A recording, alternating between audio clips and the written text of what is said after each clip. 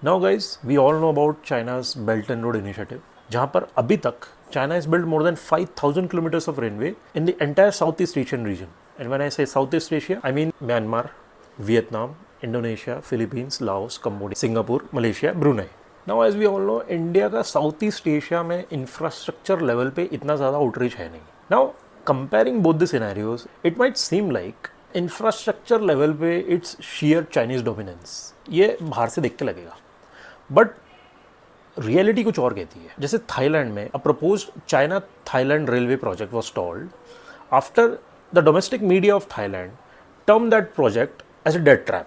अब even though Chinese contractors are doing the work, but still उस project की फंडिंग थाईलैंड ने अपने हाथ में ले ली है. वैसे ही in Myanmar a $9 billion railway project has been lying stalled since 2011. Likewise in Philippines, Chinese funding for two big railway projects that were collectively worth multiple billion dollars has been stopped.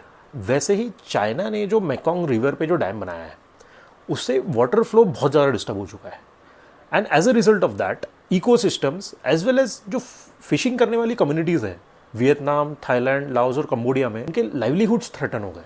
And not just this, between 2014 and 2017 Chinese banks ने जितने भी energy projects को मंजूरी दी है in South East Asia, 90% of them are coal plants that all the countries in South East Asia are trying to get rid of. भाई, Chinese funding model में एक सिंपल सा पैटर्न है. उसमें चाइनीज इंटरेस्ट को ध्यान में रख के प्रोजेक्ट की नींव रखी जाती है, जहाँ पर contractor Chinese, workforce Chinese, equipment Chinese और लोन टर्म्स चाइनीज. यहाँ पर इंडिया के लिए एक बहुत बड़ा स्ट्रेटेजिक वाइट स्पेस निकलता है, which is to focus on infrastructure projects that don't come at a cost of that countries sovereignty.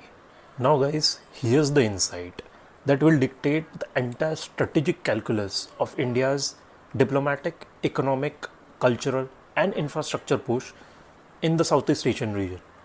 And ये जो insight है, this should be properly internalized within the Indian policy making system as well as in the minds of the Indian citizens. India cannot and should not even try to compete with China on large scale infrastructure projects in any country in the world. Because the reality is, India doesn't have the state capital deployment capacity, the construction muscle that China's state-owned enterprises have, and India doesn't have the financial risk appetite to build ports, railways, bridges and roadways at Chinese scale.